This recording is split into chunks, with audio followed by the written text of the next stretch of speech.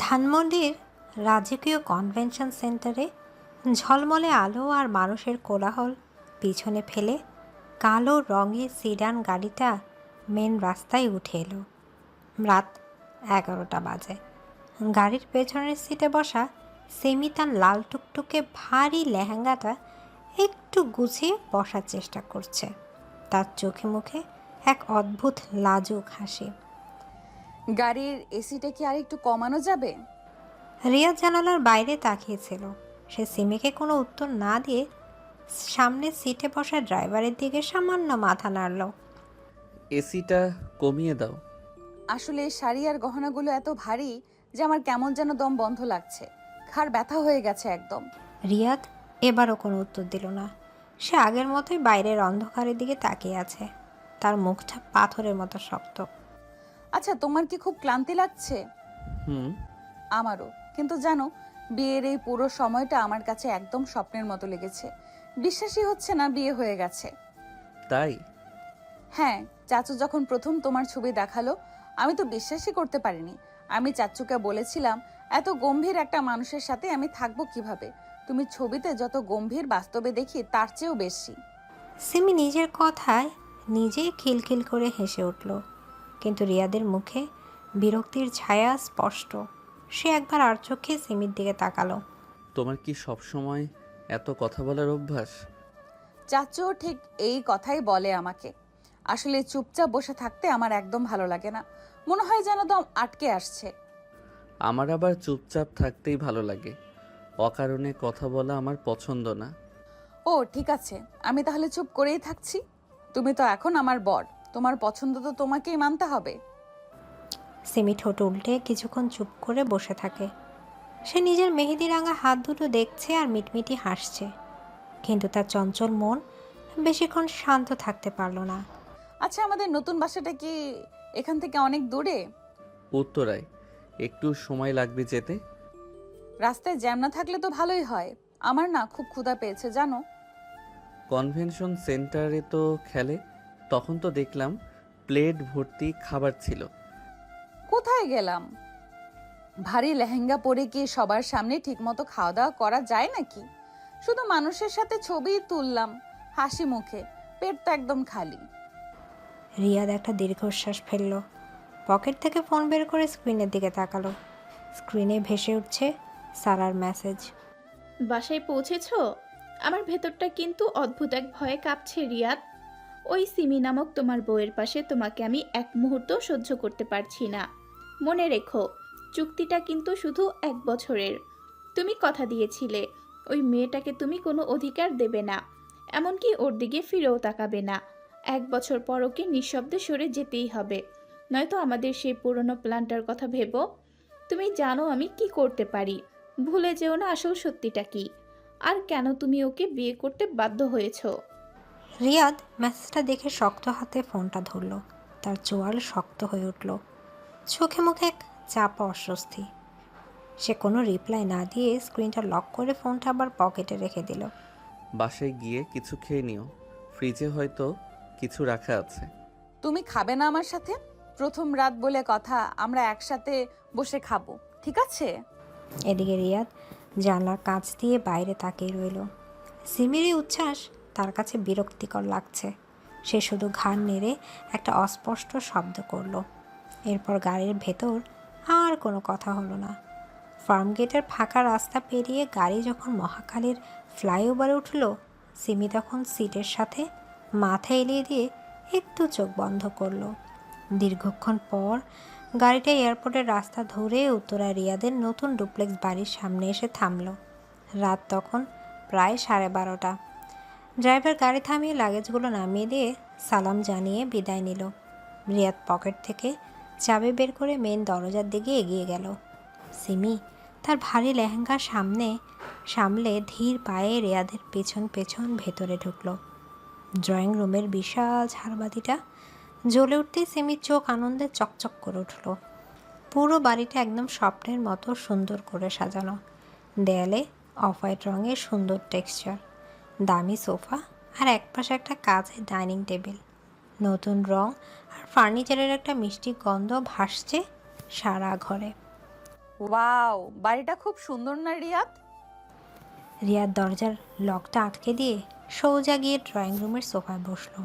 তার চেহারা এক বন্ধু আনন্দ নেই। তার চোখ মুখ দেখে মনে হচ্ছে সে খুব বড় কোনো যুদ্ধ শেষ করে এসেছে। এখানে এসে বসো। সিমি একটু লাজুক হেসে রিয়াদের উল্টো দিকের সোফায় বসলো।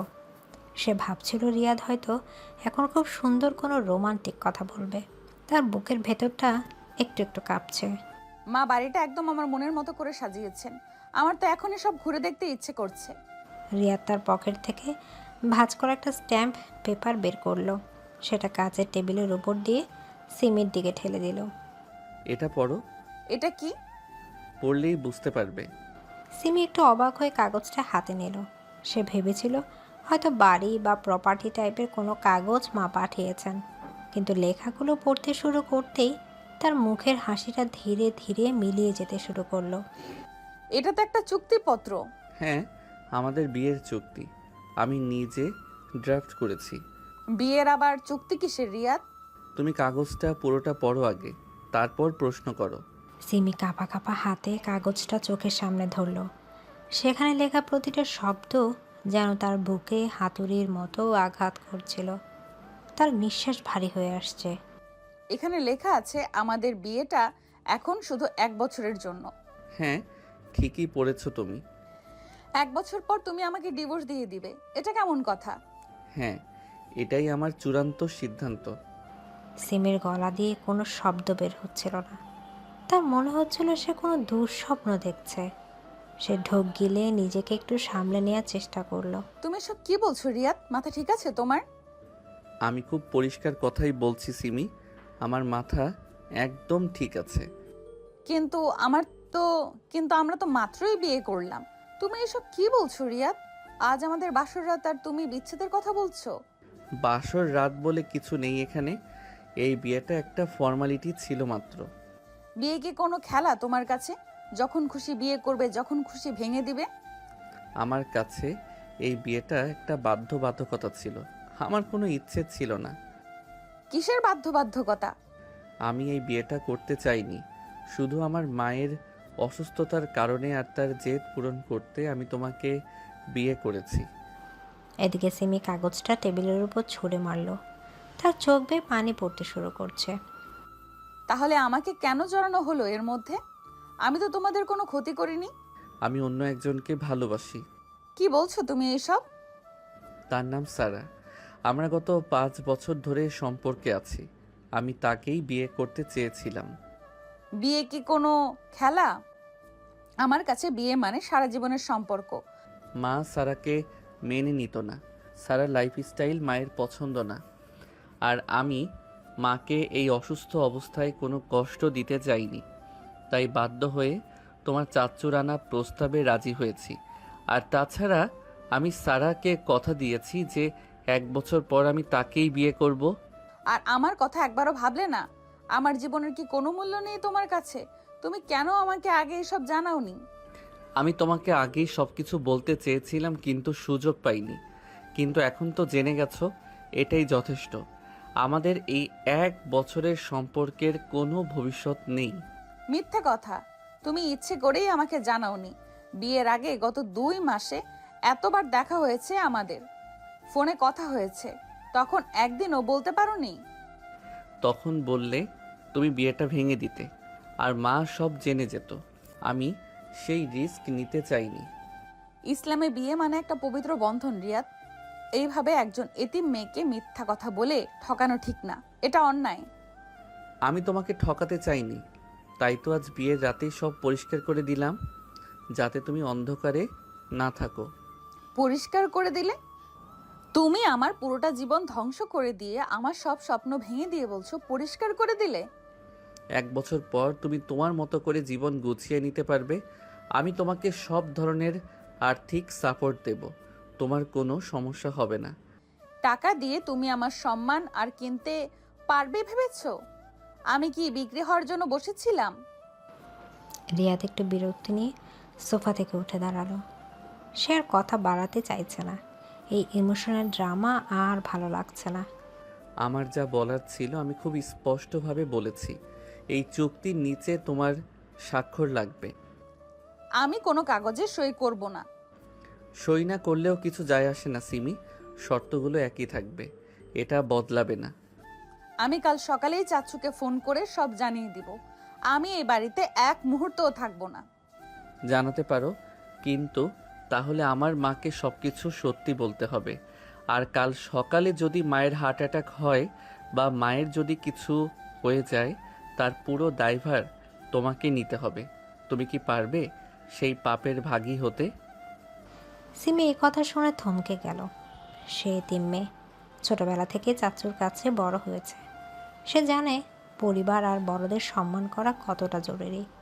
রিয়াদের মায়ের প্রতি তার একটা আলাদা শ্রদ্ধা আছে। তুমি আমাকে ব্ল্যাকমেল করছো রিয়াদ? আমি ব্ল্যাকমেইল করছি না, আমি তোমাকে বাস্তব পরিস্থিতি বোঝাচ্ছি। এই 1 বছর তুমি এই বাড়িতেই থাকবে আমার স্ত্রী হিসেবে, অন্তত বাইরের মানুষের চোখে। আর তুমি কোথায় থাকবে? আমি ওপরতলার মাস্টার বেডরুমে থাকবো, আর তুমি নিচতলার রুমে থাকবে। আমরা এক বাড়িতে আলাদা আলাদা থাকবো? হ্যাঁ, চুক্তিতে স্পষ্ট লেখা আছে, এটাই আমাদের নিয়ম। নিচতলায় তুমি যা খুশি করতে পারো, কিন্তু আমার সীমানায় তুমি আসবে না। তোমার সীমানা মানে কি? ওপরতলাটা সম্পূর্ণ আমার জায়গা, সেখানে তুমি যাবে না। আমার ব্যক্তিগত কোনো জিনিসে হাত দেবে না।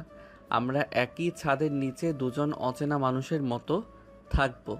আমি তো তোমার স্ত্রী, সমাজ আর ধর্মের চোখে বিয়ে করা বউ, কোনো অচেনা মানুষ নই। আমার কাছে তুমি শুধু 1 বছরের একজন অতিথি, এর বেশি কিছু নও। তুমি এত পাষাণ কি করে হতে পারো রিয়াদ? তোমার কি একটুও মায়া নেই? আমি সারাকে ভালোবাসি সিমি, তার কাছে আমি ওয়াদাবদ্ধ। এই 1 বছর পর আমি তাকেই বিয়ে করব। এর মাঝে আমি অন্য কাউকে আমার জীবনে জায়গা দিতে পারবো না। রিয়াদ আর কোনো কথা না বলে সেটার সেন্টার টেবিলের পাশ থেকে নিজের ল্যাপটপ ব্যাগটা হাতে তুলে নিল। সে সোজা সিঁড়ির দিকে হাঁটা ধরল। তোমার লাগেজগুলো নিচতলার ঘরে রাখা আছে, ঘুমিয়ে পড়ো, গুড নাইট। রিয়াদ সিঁড়ি দিয়ে ওপরে উঠে গেল। যাওয়ার সময় সে নিষ্ঠুরভাবে সিঁড়ির মেন লাইটটা নিভিয়ে দিল। পুরো বাড়িটা অদ্ভুত এক নিস্তব্ধতায় ডুবে গেল। সেমি ডাইনিং রুমের মাঝখানে একা অন্ধকারে দাঁড়িয়ে আছে। তার লাল টুকটুকে লেহেঙ্গাটা এখন তার কাছে একটা ফাঁসির দড়ির মতো মনে হচ্ছে। একটু আগে সে আনন্দ উচ্ছ্বাস সব কুরকুরের মতো উড়ে গেছে। সে ধপ করে ফ্লোরে বসে পড়ল। তার দু চোখ বেয়ে অঝরে পানি পড়ছে। বুকের ভেতরটা দুমড়ে মুচড়ে যাচ্ছে কষ্টে। কিছুক্ষণ সে এভাবে বসে রইল। তারপর হঠাৎ সে চোখ মুছল। তার কান্নার জায়গা দখল করে নিল এক অদ্ভুত জেদ। সে একটা দীর্ঘশ্বাস ফেলে উঠে দাঁড়ালো। তুমি ভেবেছো এত সহজেই আমি হাল ছেড়ে দিব রিয়াদ? আমি সিমি, এত সহজে আমি কাউকে আমার অধিকার কেড়ে নিতে দিব না। আমার সংসার আমি ঠিকই বুঝে নেব।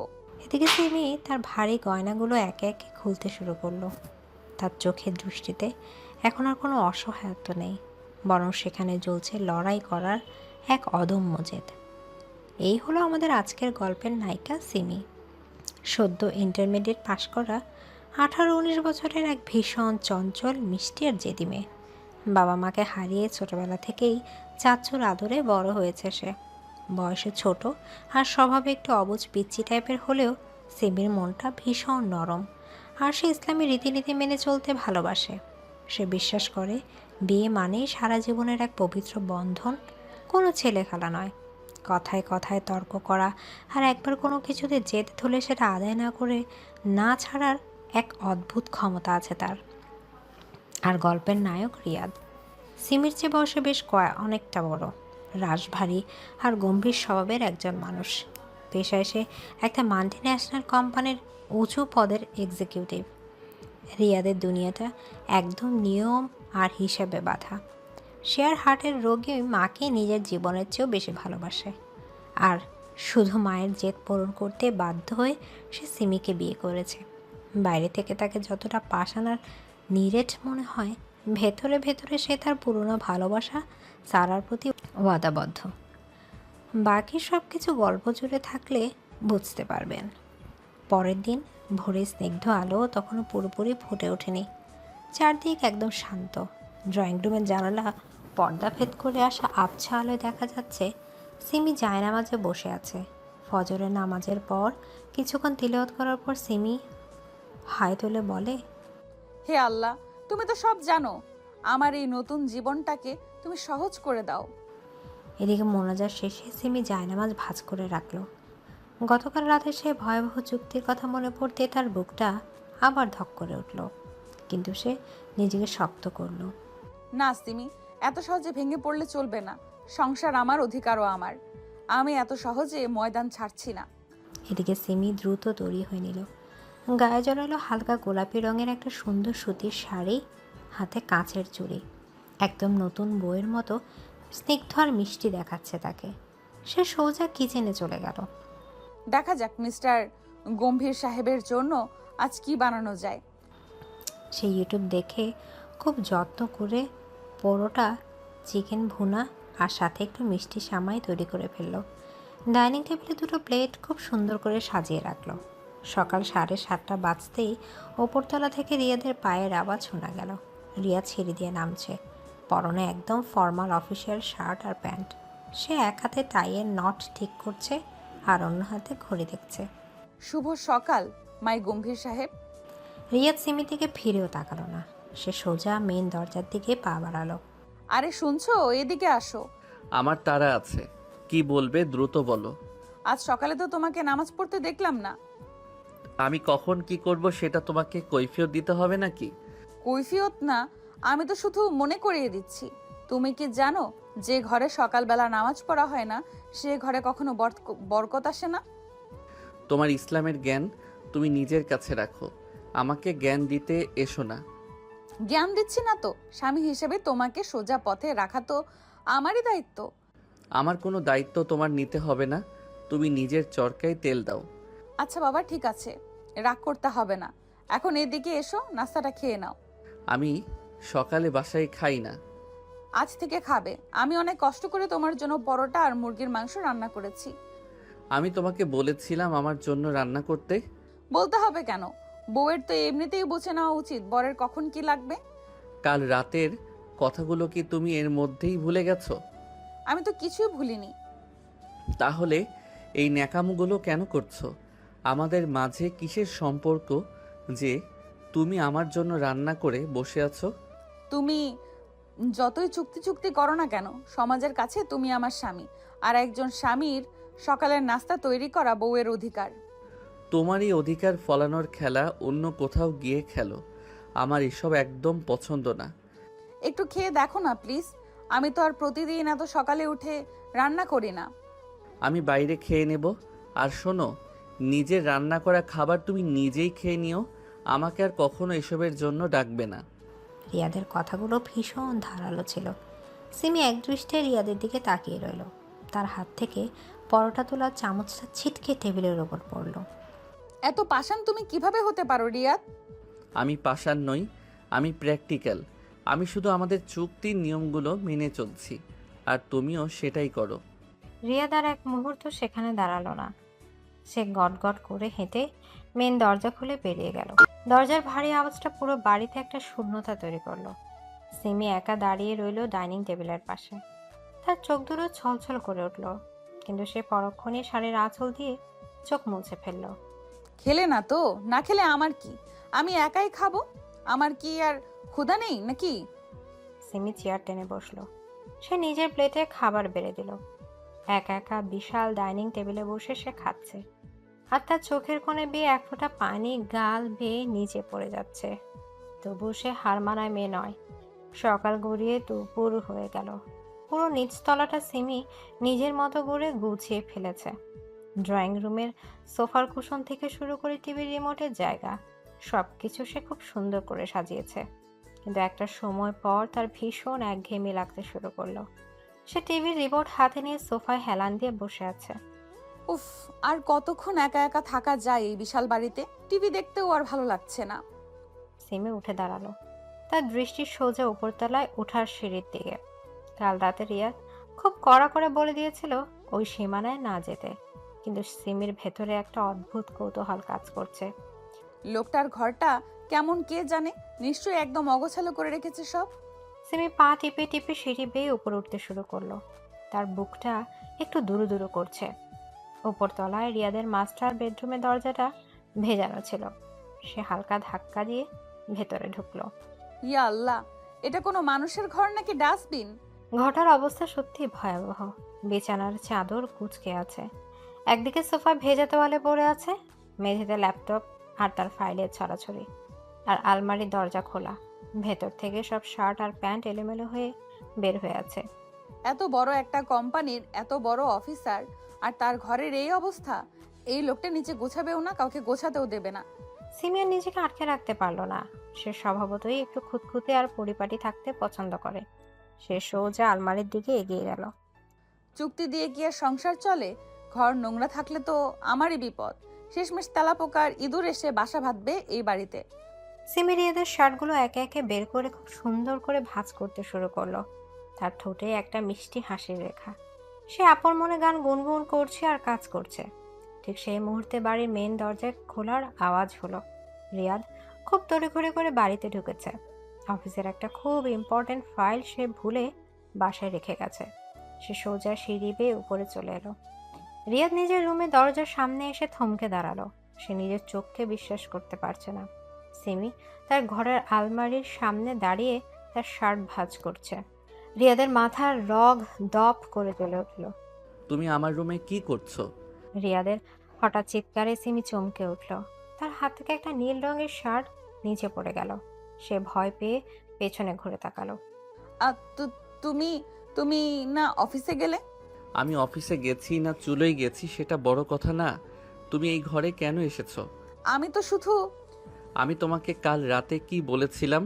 নিষেধ করিনি উপরে আসতে? নিষেধ করেছিলে তো, কিন্তু তোমার ঘরের যা অবস্থা দেখলে তো যে কেউ ভয় পেয়ে যাবে। আমার ঘর নিয়ে তোমাকে ভাবতে কে বলেছে? কেউ বলেনি, কিন্তু ঘরটা এত অগোছালো ছিল, তাই ভাবলাম একটু গুছিয়ে দেই। তোমার এই আদিক্ষেতা আমার একদম দরকার নেই। রিয়াদ হন হন করে এগিয়ে এসে সিমির হাত থেকে বাকি শার্টগুলো হ্যাচকা টানে কেড়ে নিল। সে রাগে কাঁপছে। লাগছে তো রিয়াদ, আস্তে ধরো।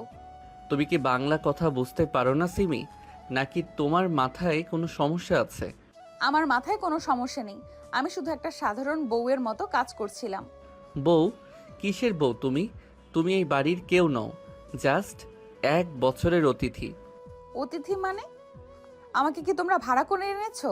তার চেয়ে খুব একটা আলাদা কিছু না। চুক্তি শেষ হলেই তুমি চলে যাবে, তাই আমার কোনো জিনিসে হাত দেওয়ার সাহস তুমি করবে না। রিয়াদের এই অপমানজনক কথায় সিমির চোখ দুটো অপমানে জ্বলে উঠল। তার ভেতরে চঞ্চল আর অবুঝ মেয়েটার জায়গায় এবার এক জেদি নারী বেরিয়ে এলো। সে এক পা এগিয়ে রিয়াদের চোখের দিকে সোজা তাকিয়ে রইল। তুমি আমাকে যা খুশি তাই বলতে পারো না রিয়াদ। আমি যা সত্যি সেটাই বলছি। না, তুমি মিথ্যা বলছো। তুমি যতই অস্বীকার করো, আমি তোমার স্ত্রী। শুধু একটা সাইন করা কাগজের জোরে তুমি আমার স্ত্রী হয়ে যাওনি? কাগজের জোরে না, আমি তোমার স্ত্রী হয়েছি আল্লাহর হুকুম ও তার সুন্নত হিসাবে। সেই দোহাই দিয়ে তুমি আমার সীমানায় অনুপ্রবেশ করতে পারো না। সীমানা? তুমি কি দেশ ভাগ করেছো নাকি যে সীমানা নিয়ে বসে আছো? আমি তোমার স্ত্রী রিয়াদ, অন্তত 1 বছরের জন্য হলেও আমি এই বাড়ির মালকিন। আর তোমার জামা কাপড় নোংরা থাকলে সেটা পরিষ্কার করা আমার দায়িত্ব। তুমি এই বাড়ির কিছুই না সিমি, কিছুই না। অবশ্যই আমি কিছু। স্বামী নোংরা আর অগোছালো থাকলে সেটা পরিষ্কার করা স্ত্রীর দায়িত্ব, আর আমি শুধু আমার দায়িত্ব পালন করেছি। আমি তোমাকে সেই দায়িত্ব দেইনি। তুমি না দিলেও আমার বিবেক আমাকে দিয়েছে। তুমি তোমার ওই সস্তা চুক্তি নিয়ে বসে থাকো, আমি আমার সংসার নিয়ে থাকবো। তুমি কি ইচ্ছে করে আমাকে রাঙানোর চেষ্টা করছো? আমি তোমাকে রাগাতে যাব কেন? আমি শুধু তোমার ভালো চাই। আমার ভালো চাওয়ার জন্য আমার জীবনে অন্য একজন আছে। তোমার এই নকল ভালোবাসার কোনো প্রয়োজন আমার নেই। রিয়াদের এই কথায় সিমি একটু থমকে গেল। সারা নামের মেয়েটার কথা মনে পড়তে তার বুকের ভেতরটা দুমড়ে মুচড়ে গেল, কিন্তু সে বাইরে একদম শক্ত রইল। সে থাকলে তো ভালোই, তাকে বলো এসে তোমার ঘর পরিষ্কার করে দিয়ে যেতে। আমি আর আসবো না তোমার এই ময়লার ভাগাড়ে। বেরিয়ে যাও আমার ঘর থেকে এখনই। রিয়াদ রাগে হাতের শার্টগুলো মেঝেতে ছুঁড়ে মারল। তার চোখ মুখ লাল হয়ে আছে। সে টেবিল থেকে একটা নীল রঙের ফাইল তুলে নিল। যাচ্ছি। তোমার এই অহংকার আর এই জেদ একদিন তোমার পতন ডেকে আনবে রিয়াদ, মনে রেখো। সিমি আর এক মুহূর্ত দাঁড়ালো না সেখানে। সে গটগট করে সিঁড়ি দিয়ে নিচে নেমে গেল। রিয়াদ রাগে ফুঁসতে ফুঁসতে ফাইলের পাতাগুলো উল্টাতে লাগলো। তার ইগোতে আজ খুব জোরে একটা ধাক্কা লেগেছে। এত ছোট একটা মেয়ে, অথচ তার চোখের দিকে তাকিয়ে এমন তেজ দেখাবে, এটা রিয়াদ কখনো ভাবতে পারেনি।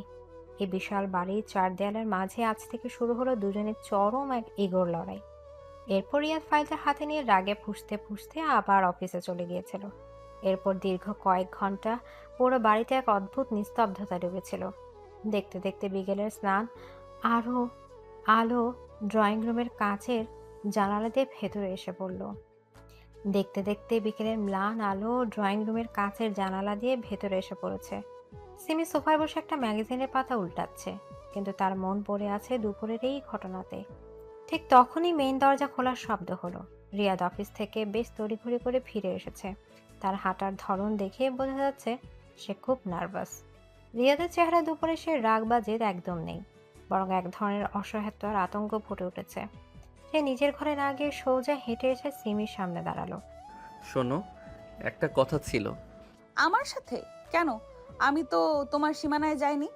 আগের কথাগুলো একটু বাদ দাও, এখন একটা সিরিয়াস প্রবলেম হয়েছে। কি প্রবলেম তোমার? ওই চুক্তির কাগজটা হারিয়ে গেছে নাকি? ফাইজলামো করো না সিমি। মায়ের ফোন এসেছিল একটু আগে। মা? মা ফোন করেছিলেন? ও মা, তা আমাকে ডাকলে না কেন? আমি তো মায়ের সাথে কথা বলতাম। মা শুধু কথা বলার জন্য ফোন করেনি, মা আর বাবা আজই আমাদের দেখতে আসছেন। কিছুক্ষণের মধ্যেই হয়তো বেরিয়ে পড়বেন। সিমির চোখ দুটো খুশিতে চকচক করে উঠল, কিন্তু রিয়াদের কপালে বিন্দু বিন্দু ঘাম জমতে শুরু করেছে। মায়ের হার্টের অবস্থা, সেই আলাদা থাকার ব্যাপারটা জানলে ভয়ানক কিছু ঘটনা ঘটে যেতে পারে। এটা তো খুব ভালো খবর। আমি এক্ষুনি উঠে নাস্তা বানানোর ব্যবস্থা করছি। শুধু নাস্তা বানালেই হবে না, আমাদের এই আলাদা থাকার ব্যাপারটা মা কোনোভাবেই যেন জানতে না পারে। তা আমি কি করব? তুমি তো নিজেই বলেছো আমি তোমার কেউ না, আমি তো শুধু একজন মেহমান। প্লিজ সিমি, এখন আর তর্ক করো না। মা আসছেন, তোমাকে একটু অভিনয় করতে হবে যে আমরা খুব ভালো আছি, অন্তত মায়ের সামনে। সিমি ম্যাগাজিনটা টেবিলের উপর রেখে একটু বাঁকা হাসি হাসল। রিয়াদের এই অসহায় চেহারাটা দেখে তার ভীষণ মজা লাগছে। সে বুঝতে পারলো এবার গেমটা তার হাতে। অভিনয় মানে ওই মিথ্যা মিথ্যা হাসি, স্বামী স্ত্রী সাজার নাটক, এইসব বলছো তো? হ্যাঁ, শুধু কয়েকটা ঘন্টার জন্য।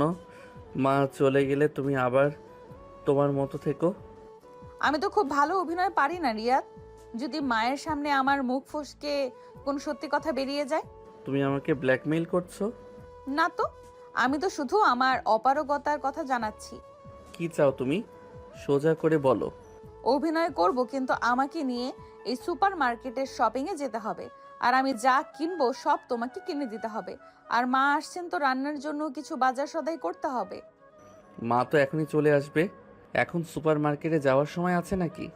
মা তো সন্ধ্যাবেলা আসবে। আমি জানি এখন বিকেল মাত্র 4টা বাজে। আমাকে শপিং এ নিয়ে গেলে অভিনয় হবে, নইলে আমি মাকে বলে দেব যে তুমি আমাকে ওপর তলায় যেতে দাও না। এদিকে রিয়া দাঁতে দাঁত চেপে রাগটা হজম করলো। এই পিচ্ছি মেয়ের কাছে তাকে এভাবে হার মানতে হবে সে কোনোদিন স্বপ্নে ভাবেনি, কিন্তু উপায় নেই। ঠিক আছে চলো, কিন্তু দ্রুত ফিরতে হবে। একদম, আমি 5 মিনিটের মধ্যে রেডি হয়ে 10 মিনিটের মধ্যে আসছি জানো। জানো? ডাক্তার শুনে রিয়াদ চোখ পাকিয়ে তাকালো। সিমি খিলখিল করে হাসতে হাসতে নিজের ঘরের দিকে ছুটে গেল। 15 মিনিটের মধ্যে রিয়াদের গাড়ি গিয়ে থামলো যমুনা ফিউচার পার্কের বিশাল সুপার মার্কেটের সামনে। সুপার মার্কেটের ভিতরে ঢুকে সিমি যেন একদম ছোট বাচ্চা হয়ে গেল। সে নিজে একটা বিশাল ট্রলি টেনে নিল। রিয়াদ তার পেছনে পেছনে হাত গুটিয়ে হাঁটছে আর বিরক্ত হয়ে চারপাশ দেখছে। ওয়াও, এখানে তো সব নতুন ফ্লেভারের চকলেট এসেছে। সিমি এক এক করে তাক থেকে দামি দামি চকলেট, বড় বড় পটেটো চিপসের প্যাকেট আর আইসক্রিমের বক্স ট্রলিতে ছুঁড়ে ছুঁড়ে ফেলতে লাগলো। এই এসব কি কিনছো? আমরা এখানে বাজার করতে এসেছি, তোমার বাচ্চার দোকানে শপিং করতে নয়। আমার মিষ্টি খেতে ইচ্ছে করছে, আর তুমি অনেক বড় চাকরি করো, একটু খরচ করলে কি হয়? আমার টাকা কি গাছে ফলে? বউয়ের পেছনে খরচ করলে বরকত হয়, জানো না? তুমি বউয়ের দায়িত্ব পালন করো, যে তোমাকে বউয়ের অধিকার দেব। এসব ফালতু জিনিস ট্রলি থেকে নামাও বলছি। একদম নামবো না। চুক্তিতে কি লেখা আছে যে বউ চকলেট খেতে পারবে না। আর তুমি যদি বেশি বকাঝকা করো, আমি কিন্তু মাকে ফোন করে দেব। রিয়াদ রাগে পিত্তি চলে গেলেও কিছু করতে পারল না। সে চুপচাপ দাঁড়িয়ে দেখল সিমি একটা দামি ব্র্যান্ডের কফির জার তুলে নিল।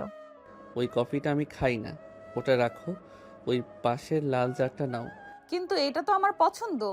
তুমি তোমারটা নাও, আমি আমারটা নিচ্ছি। সিমি ইচ্ছে করে রিয়াদকে রাগানোর জন্য কফির বয়ামটা ট্রলিতে ফেলল।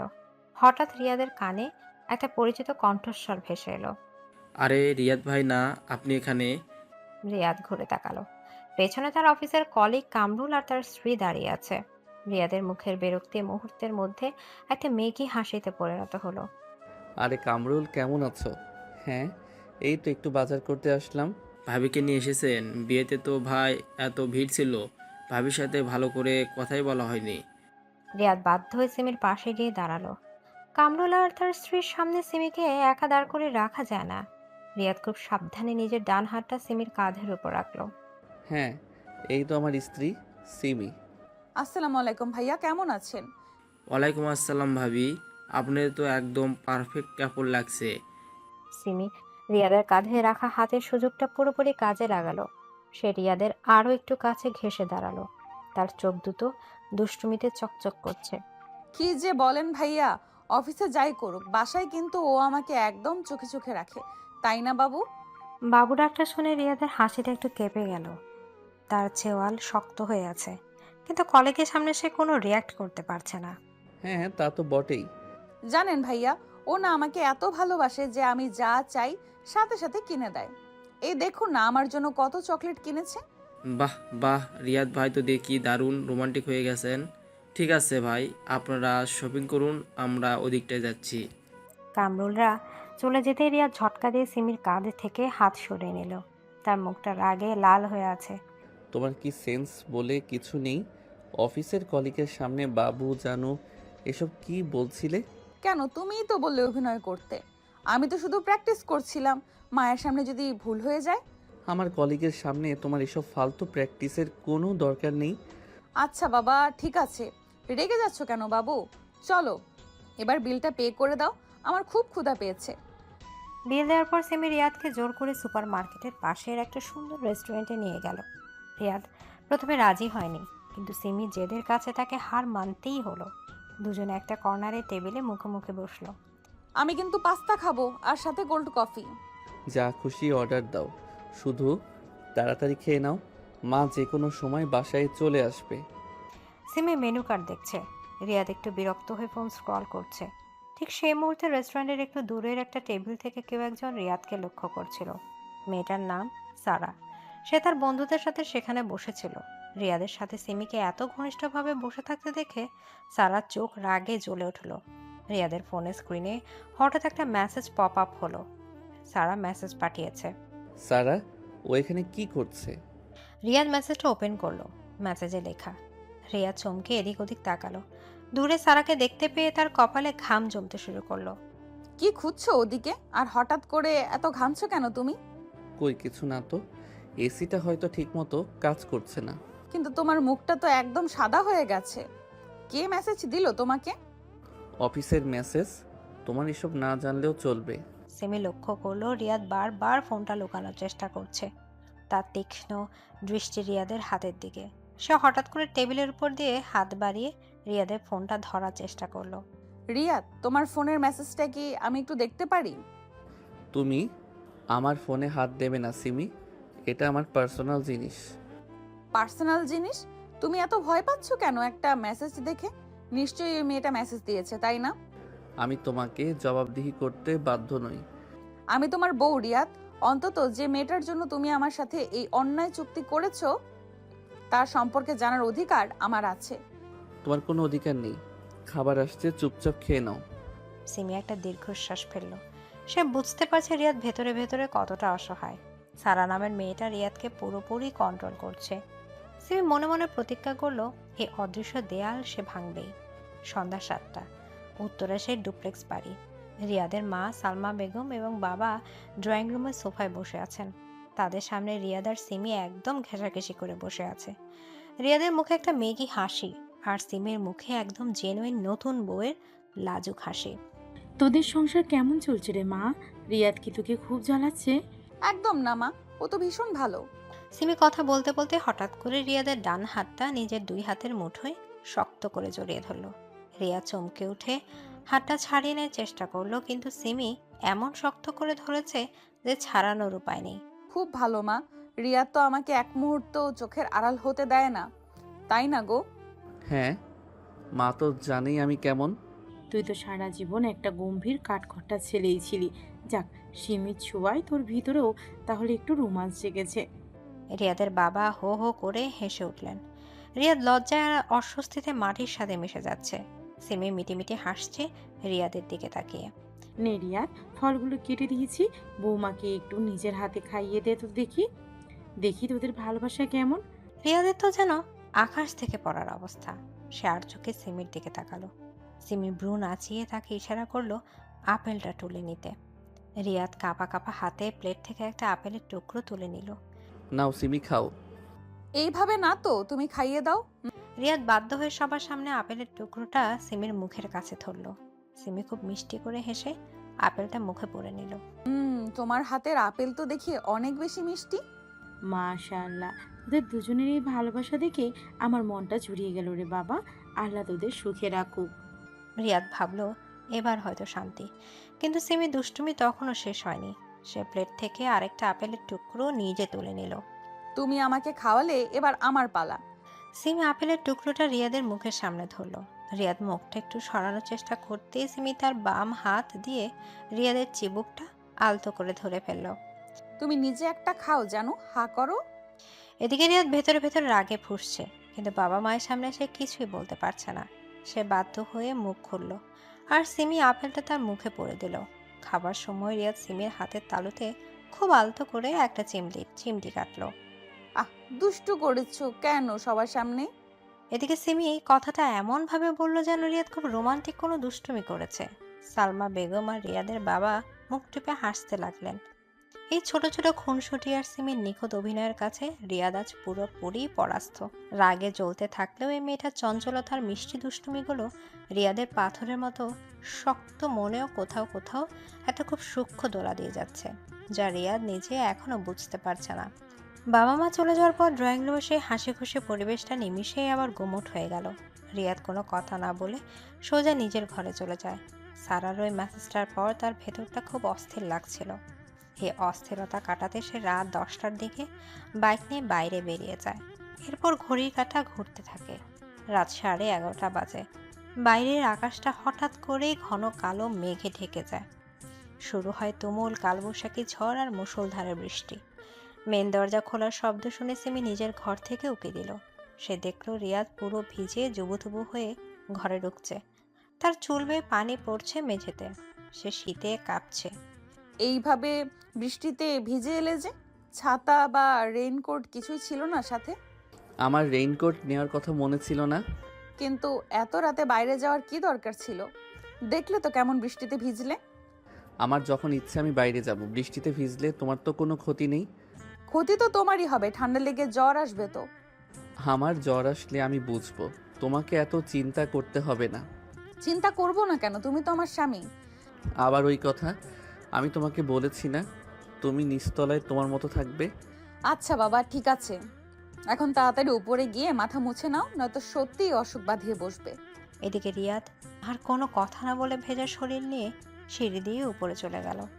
সিমি একটা দীর্ঘশ্বাস ফেলে নিজের ঘরের দরজা আটকে দিল। বাইরের বৃষ্টির শব্দ আরো তীব্র হতে থাকে। ঘড়ির কাঁটা রাত 2টোর ঘর ছুঁই ছুঁই করছে। সিমি বিছানা এপাশ ওপাশ করছে, তার ঘুম আসছে না। হঠাৎ উপরতলা থেকে ভারী কাশির শব্দ সিমির কানে ভেসে আসে।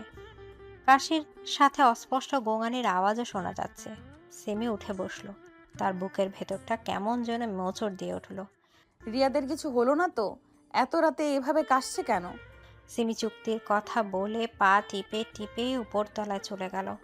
রিয়াদের ঘরের দরজা ভেড়ানো ছিল। সে হালকা ধাক্কা দিয়ে ভেতরে ঢুকলো। ঘরের লাইট ল্যাম্পের আবছা আলো সে দেখলো রিয়াদ বিছানায় কুঁকড়ে শুয়ে আছে। রিয়াদ, কি হয়েছে তোমার? রিয়াদ কোনো উত্তর দিল না। সে জ্বরের ঘোরে কাঁপছে। সিমি দৌড়ে গিয়ে রিয়াদের কপালে হাত রাখলো। ইয়া আল্লাহ, গা তো একদম জ্বরে পুড়ে যাচ্ছে। পানি আমাকে একটু পানি দাও। হ্যাঁ হ্যাঁ দিচ্ছি, তুমি একটু চোখ খোলো রিয়াদ। সিমি দ্রুত জগ থেকে এক গ্লাস পানি ঢেলে রিয়াদের মাথার কাছে বসলো। সে রিয়াদের মাথাটা আলতো করে নিজের এক হাতে তুলে ধরে অন্য হাতে পানি খাইয়ে দিল। সারা, সারা প্লিজ। জ্বরের ঘোরে রিয়াদের মুখ থেকে সারার নাম শুনে সিমির হাতটা একটু কেঁপে গেল। তার চোখের কোণে পানি জমে উঠল। যে সারাকে তুমি খুঁজছো সে এখন তার নিজের ঘরে আরামে ঘুমাচ্ছে রিয়াদ, সে তোমার কাছে নেই। স্যার আমাকে ছেড়ে যেও না। যে মানুষটা তোমাকে বৃষ্টির রাতে একা ফেলে রেখে তার বান্ধবীর সাথে রেস্টুরেন্টে পার্টি করতে পারে, সে তোমাকে কোনোদিন সুখী করতে পারবে না রিয়াদ। তুমি কেন বোঝো না? রিয়াদ আবার অস্পষ্টভাবে কি যেন বিড়বিড় করে পাশ ফিরে গেল।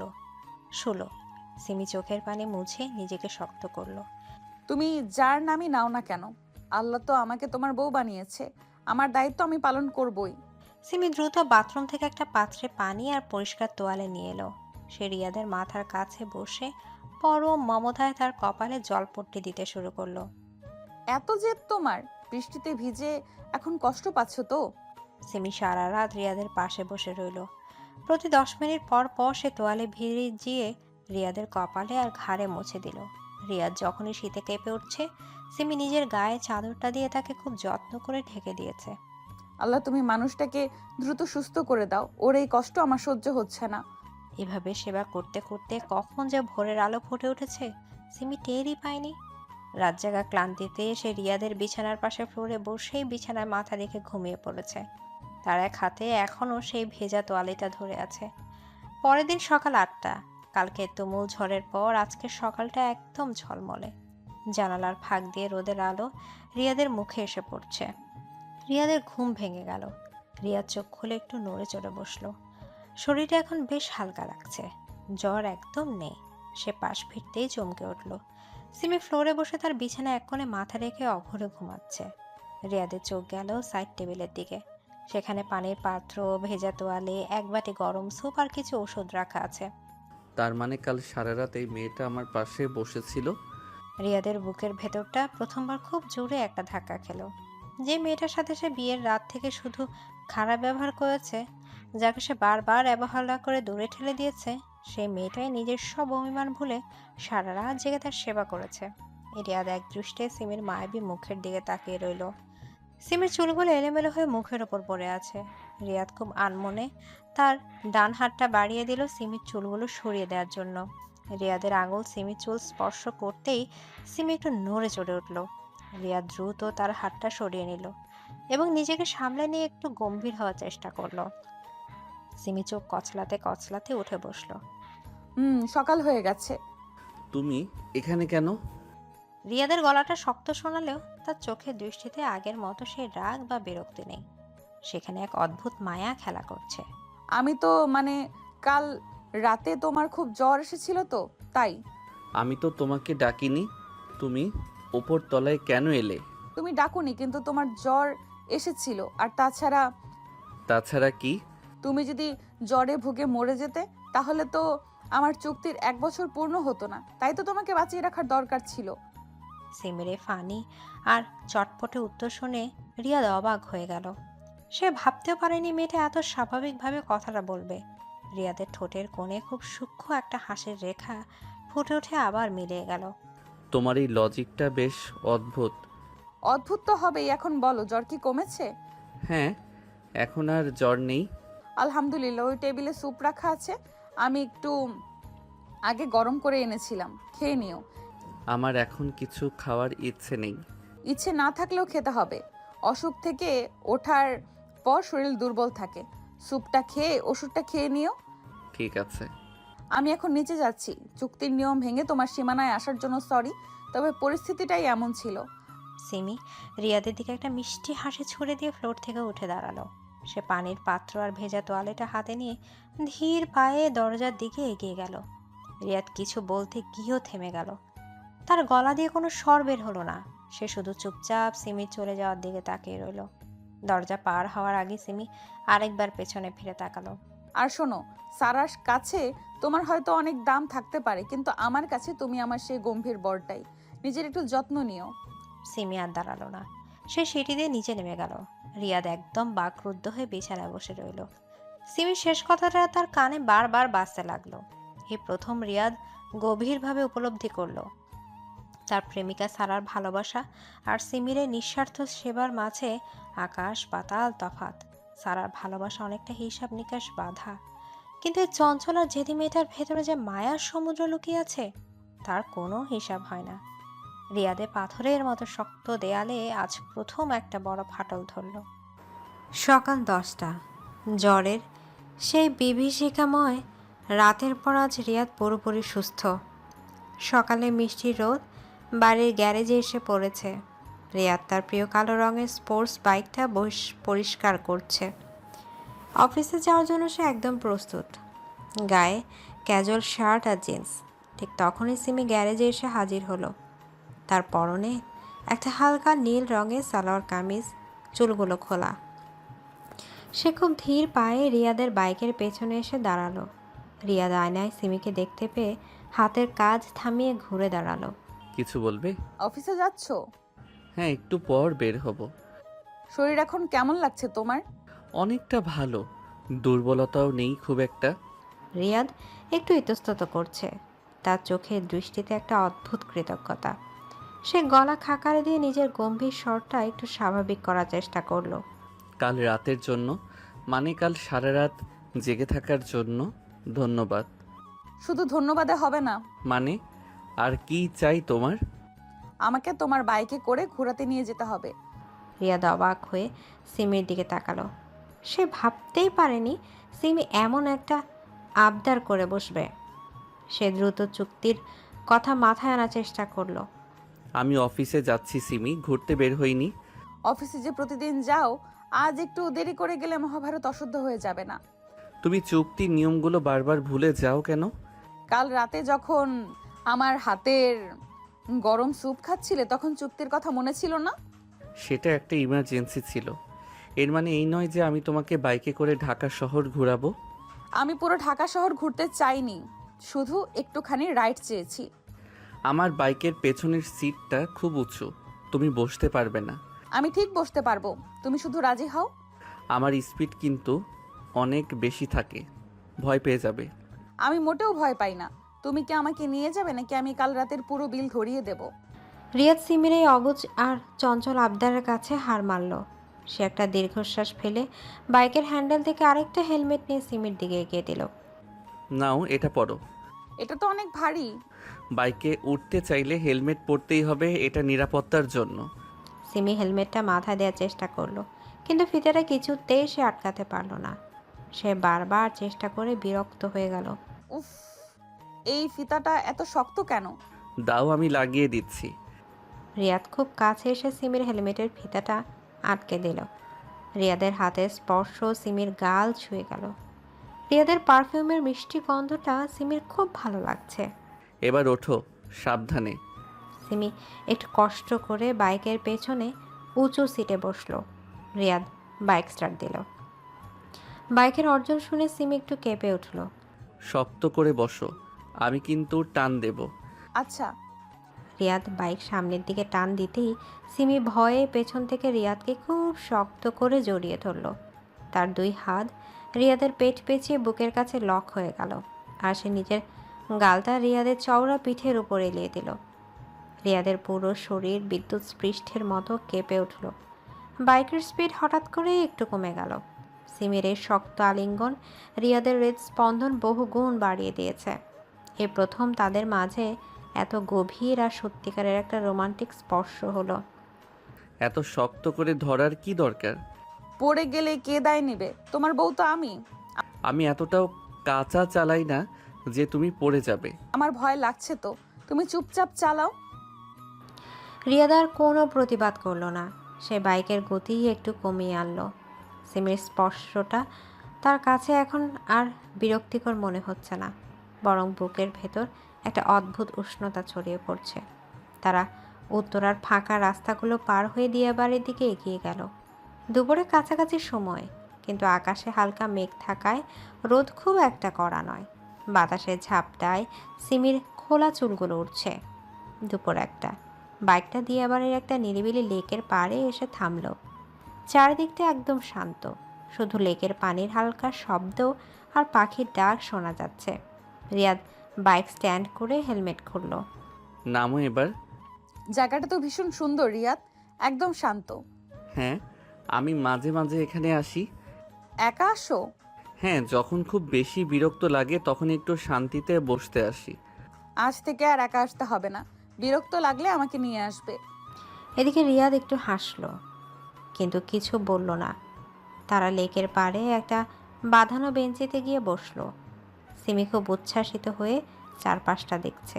তোমার ছোটবেলার কথা বলো না একটু। আমার ছোটবেলা? সেখানে তো শোনার মতো মজার কিছু নেই। কেন, তুমি কি ছোটবেলা থেকেই এরকম গম্ভীর আর কাঠখোট্টা ছিলে? আমার বাবা খুব কড়া মানুষ ছিলেন। খেলাধুলা বা আড্ডা দেওয়ার খুব একটা সুযোগ পাইনি। ওমা, তাই বলে কি একদমই দুষ্টুমি করনি? একবার ক্লাস 5-এ থাকতে বন্ধুদের সাথে স্কুল পালিয়ে সিনেমা দেখতে গিয়েছিলাম। সত্যি? তারপর কি হলো? তারপর আর কি, বাবা রিক্সা করে আমাকে খুঁজছিলেন, হলের গেটেই ধরা পড়ে যাই।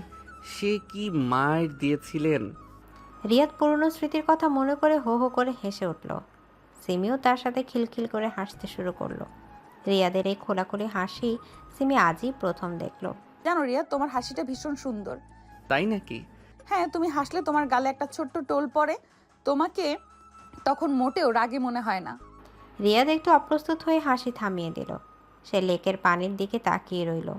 সিমির দিকে তাকালে তার বুকের ভেতরটা কেমন যেন এলোমেলো হয়ে যায়। তুমি সবসময় এত কথা বলো কিভাবে? কেন, আমার কথা কি তোমার খুব খারাপ লাগছে? খারাপ লাগার কথা বলিনি, কিন্তু তুমি কখনো চুপ থাকো না। বাবা, একটু বেশি কথা বললেই তো ঘরটা জীবন্ত থাকে, তাই না? রিয়াদ অপলক দৃষ্টিতে সিমির দিকে তাকিয়ে রইল। সিমির এই সহজ সরল আর মায়াবী কথাটা রিয়াদের মনের গহীনে সজোরে আঘাত করলো। তুমি এত ছোট একটা মেয়ে, কিন্তু কথা বলো একদম বয়স্কদের মতো। আমি মোটেও ছোট নই, আমার 18 বছর পার হয়ে গেছে। আমার কাছে তো তুমি একটা পিচ্চি মেয়েই। আমি পিচ্চি হতে পারি, কিন্তু সংসার কিভাবে করতে হয় সেটা আমি ভালো করেই জানি। সংসার করা আর গল্প করা এক জিনিস নয় সিমি। আমি তো গল্প করছি না, আমি সত্যি বলছি। তোমার চাচু তোমাকে খুব আদরে বড় করেছেন, তাই না? হ্যাঁ, বাবা মারা যাওয়ার পর থেকে চাচুই আমার সব। তিনি কখনো আমাকে বুঝতে দেননি যে আমার বাবা মা নেই। তোমার চাচু খুব ভালো মানুষ। আর তুমি কি খুব খারাপ মানুষ?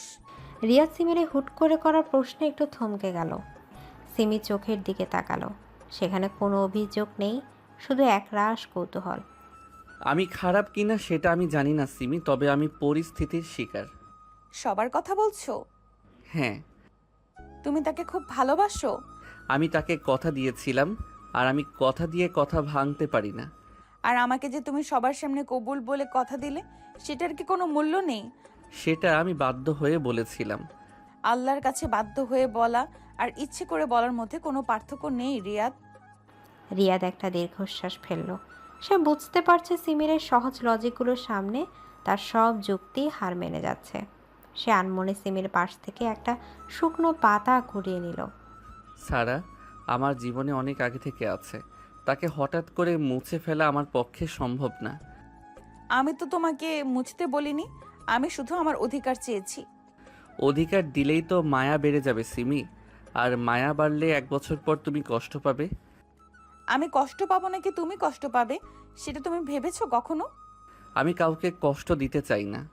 কিন্তু তুমি তো অলরেডি আমাকে কষ্ট দিচ্ছ। আমি দুঃখিত। শুধু দুঃখিত বললে হবে না, আমাকে আইসক্রিম খাওয়াতে হবে। রিয়াদ চমকে সিমির দিকে তাকালো।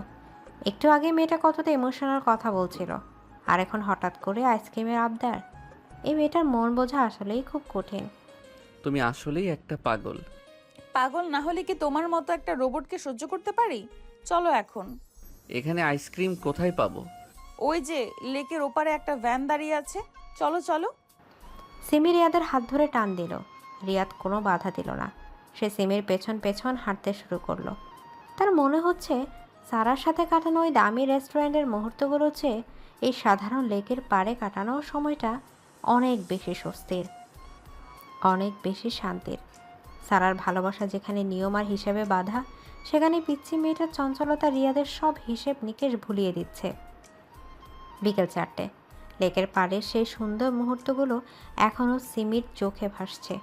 রিয়াদের সাথে কাটানো সেই সময়টুকু তাকে এক অদ্ভুত স্বপ্নের জগতে নিয়ে গিয়েছিল। তারা দুজনে খুব হাসি ঠাট্টা করে বাড়ির দিকে ফিরল। রিয়াদ বাইক চালানোর সময় একবার খুব আলতো করে সিমির হাতটা ধরল, যা সিমির হৃদস্পন্দন আরও বাড়িয়ে দিয়েছিল। তারা বাড়ির ভেতরে ঢুকলো। সিমি খুব খুশিতে গুনগুন করে গান গাইছিল আর রিয়াদ তার ব্যাগটা সোফায় রাখলো। ঠিক তখনই দরজার বেলটা বেজে উঠল। কে এলো এই সময়ে? আমি দেখছি। রিয়াদ দরজা খুলল। সামনে দাঁড়িয়ে এক সুন্দরী মেয়ে, পরনে আধুনিক ওয়েস্টার্ন পোশাক, চোখে দামি সানগ্লাস। তার চোখে মুখে এক ধরনের আত্মবিশ্বাস আর আভিজাত্য। রিয়াদ দরজা খোলার সাথে সাথে তার মুখটা ফ্যাকাশে হয়ে গেল। হাই রিয়াদ। সারা খুব স্বাভাবিকভাবে ভেতরে ঢুকে রিয়াদের গালে একটা হালকা চুমু খেলো। রিয়াদ একদম জমে গেল। সিমি দরজার পাশে দাঁড়িয়ে অবাক হয়ে দৃশ্যটা দেখছিল। তার হাসি মাখা মুখটা মুহূর্তের মধ্যে ম্লান হয়ে গেল। জানানোর দরকার কি? আমি তো চাইলেই তোমার কাছে আসতে পারি, তাই না রিয়াদ? সারা রিয়াদের চোখের দিকে তাকিয়ে এক রহস্যময় হাসি হাসলো। তারপর সে ধীরে ধীরে তার নজর ঘোরালো সিমির দিকে। তার চোখে ছিল এক ধরনের করুণা আর অবজ্ঞা। তাহলে এই পিচ্চি মেয়েটাই সেই সিমি? রিয়াদ, তুমি ঠিক বলেছিলে, ও তো একদম বাচ্চার মতো দেখতে। আসসালামু আলাইকুম। ওয়ালাইকুম আসসালাম। তোমার কথা রিয়াদ আমাকে অনেক বলেছে। খুব লক্ষ্মী মেয়ে তুমি, তাই না? সারার কথা বলার ধরন ছিল খুব মিষ্টি, কিন্তু তার ভেতরে ছিল তীক্ষ্ণ বিষ। রিয়াদ মাঝখানে পড়ে খুব অস্বস্তি বোধ করছিল। সে বুঝতে পারছিল পরিস্থিতি খুব খারাপের দিকে যাচ্ছে। সারা, তুমি এখানে কেন এসেছো? আমাদের এখন কথা বলার সময় নয়। কেন রিয়াদ? আমি তো শুধু আমার ভালোবাসার মানুষটাকে দেখতে এলাম, তোমার সাথে একটু সময় কাটাতে ইচ্ছে করলো। এদিকে সিমি ভেতরে ভেতরে খুব কষ্ট পাচ্ছিল, কিন্তু সে নিজেকে সামনে নিল। সে মনে করলো একজন আদর্শ স্ত্রীর মতো সে অতিথির যত্ন করবে। সে মৃদু হেসে বলল, আপু আপনি বসুন, আমি আপনাদের জন্য আর নাস্তা নিয়ে আসছি। ওহ, তুমি তো খুব ভালো হোস্ট। রিয়াদ, দেখো তোমার বউ কত যত্নবান। সিমি দ্রুত কিচেনে চলে গেল। সে কাঁপা কাঁপা হাতে কাপ সাজাতে লাগলো। তার চোখে জল এসেছে। সে ভাবছিল রিয়াদ তাকে যে মায়ার বাঁধনে জড়িয়েছিল তা কি সব মিথ্যে ছিল। কিছুক্ষণ পর সিমি চা আর বিস্কুট নিয়ে ড্রয়িং রুমে এলো। সে দেখলো রিয়াদ আর সারা খুব কাছাকাছি বসে কথা বলছে। সারা খুব স্বাভাবিকভাবে রিয়াদের কাঁধে হাত রেখে কথা বলছে। এই নিন আপনাদের চা। ধন্যবাদ সিমি, তুমি খুব সুন্দর করে চা বানিয়েছো। সিমি পাশে দাঁড়িয়েছিল। সারা হঠাৎ করে রিয়াদের হাতটা নিজের হাতের মুঠোয় শক্ত করে ধরল এবং সিমি চোখের দিকে তাকিয়ে হাসল। জানো সিমি, রিয়াদ আর আমার সম্পর্কটা অনেক পুরনো। আমাদের মাঝে এমন এক টান আছে যা কেউ ভাঙতে পারবে না। আমি জানি আপু। জানো তাহলে? তাহলে তো তুমি বুঝতেই পারছো আমাদের এই পরিস্থিতিটা কতটা অদ্ভুত। আমি সব বুঝতে পারছি। খুব ভালো। আসলে আর তো মাত্র কয়েকটা মাস বাকি, তারপর তো আমরা বিয়ে করছি। তুমি তো খুব লক্ষ্মী মেয়ে, তুমি নিশ্চয়ই আমাদের এই খুশিতে খুশি হবে, তাই না? সারার এই কথাগুলো সিমির কানে যেন বাজ পড়ার মতো মনে হলো। তার পায়ের তলা থেকে যেন মাটি সরে গেল। সে রিয়াদের দিকে তাকালো, কিন্তু রিয়াদ মাথা নিচু করে চুপচাপ বসেছিল। সে একবারও সিমির হয়ে কিছু বলল না। ঠিক আছে রিয়াদ, আজ আসি। আমাদের অনেক কথা বাকি আছে, সেগুলো ফোনে হবে। টাটা সিমি। এদিকে সারা চলে যাওয়ার পর ড্রয়িং রুমের পরিবেশটা একদম শ্মশানের মতো হয়ে গেল। রিয়াদ সোফায় মাথা নিচু করে বসেছিল। সিমি স্তব্ধ হয়ে দাঁড়িয়েছিল। তার ভেতরে এখন আগ্নেয়গিরির মতো রাগ আর কষ্ট জমে আছে। সন্ধ্যা 7টা। রিয়াদ তার রুমে গিয়ে শুয়েছিল। বাইরে অন্ধকার হয়ে এসেছে। সিমি আর নিজেকে ধরে রাখতে পারল না। সে দ্রুত সিঁড়ি দিয়ে উপরে উঠে রিয়াদের রুমের দরজা সশব্দে খুলে ভেতরে ঢুকলো। তুমি আমাকে কেন মিথ্যা আশা দিচ্ছিলে রিয়াদ? সিমি, কথাগুলো এখন না বলে পরে বলো। পরে কখন বলবো? যখন ওই মেয়েটা আবার এসে আমাকে অপমান করবে, যখন তুমি আমাকে মনে করিয়ে দিবে যে আমি তোমার জীবনে একটা ভুল। আমি তোমাকে মিথ্যে আশা দেইনি। দিনি? তাহলে আমার সাথে কেন এভাবে কথা বললে? কেন আমাকে মনে করালে যে তুমি আমার যত্ন করো? আমি শুধু তোমার প্রতি কৃতজ্ঞ ছিলাম। কৃতজ্ঞতার ভালোবাসার মধ্যে তফাৎ থাকে রিয়াদ। কৃতজ্ঞতা জানানোর জন্য কি মানুষের বাইকে করে ঘোরাতে নিয়ে যাওয়া হয়? কৃতজ্ঞতা জানানোর জন্য কি মানুষের হাত ধরা হয়? ওটা শুধু একটা মুহূর্ত ছিল সিমি। আমার জন্য সেই মুহূর্তগুলো ছিল সব। আমি ভেবেছিলাম তুমি আমাকে ভালোবাসতে শুরু করেছো। আমি ভেবেছিলাম ওই চুক্তির দেওয়ালটা ভেঙে গেছে। চুক্তিটা এখনো আছে সিমি, তুমি ভুলে যেও না। আমি ভুলিনি, কিন্তু তুমি কেন আমার মনে এই মায়ার বীজ বুনে দিলে? কেন আমার হাতে বানানো খাবার খেলে? কেন আমাকে তোমার ছোটবেলার কথা বললে? আমি শুধু তোমার সাথে একটু সহজ হতে চেয়েছিলাম। সহজ হতে চেয়েছিলে নাকি আমাকে ব্যবহার করতে চেয়েছিলে? তুমি জানো আমি কতটা অবুঝ, তাই আমাকে তোমার হাতের পুতুল বানিয়ে রেখেছিলে। এমন কথা বলো না সিমি। কেন বলবো না? আমি এই বাড়িতে এসেছি তোমার বউ হয়ে, তোমার চাকরানি হতে নয়। আমি ভেবেছিলাম আমি তোমাকে বদলে দিয়েছি, কিন্তু আসলে তুমি আমাকেই ভেঙে চুরমার করে দিলে। রিয়াদ কিছু বলতে গেল, কিন্তু তার কথাগুলো যেন গলায় আটকে গেল। সে সিমির চোখের দিকে তাকালো। সেখানে এখন শুধু জল নেই, আছে এক গম্ভীর অভিমান আর কষ্ট। দেখো, আমি সারাকে কথা দিয়েছি, আমি তার সাথে আমার প্রতিশ্রুতি রক্ষা করতে চাই। আর আমার প্রতিশোধ? আমাদের বিয়ের সময় যে কবুল বলেছিলে সেটার কি হবে? আমি তোমাকে বলেছি যে 1 বছর পর আমি তোমাকে মুক্তি দেব। মুক্তি? তুমি কি মনে করো মুক্তি পাওয়াটা আমার জন্য সুখের হবে? আমি তো চেয়েছিলাম তোমার ভালোবাসা পেতে। ঠিক এই চরম মুহূর্তে মাঝখানে রিয়াদের ফোনের রিংটন বেজে উঠল। রিয়াদ ফোনটা হাতে নিয়ে দেখল সারার কল। সিমির সামনেই সে ফোনটা রিসিভ করলো। হ্যাঁ সারা। রিয়াদ, আমি তোমাকে খুব মিস করছি। তুমি কি এখনো ওই মেয়েটার সাথে ঝগড়া করছো? জলদি আমার কাছে চলে এসো, আমার খুব খারাপ লাগছে। রিয়াদ ফোনের কথা শুনতে শুনতে সিমির দিকে তাকালো। তার চোখে এক অদ্ভুত দ্বন্দ্ব। সে সিমির দিকে একবার তাকালো, তারপর ফোনের দিকে। আমি আসছি সারা, তুমি চিন্তা করো না, আমি এখনই বের হচ্ছি। তুমি কি সত্যিই যাচ্ছ এই মুহূর্তে? সারা খুব খারাপ বোধ করছে, আমার যাওয়া দরকার।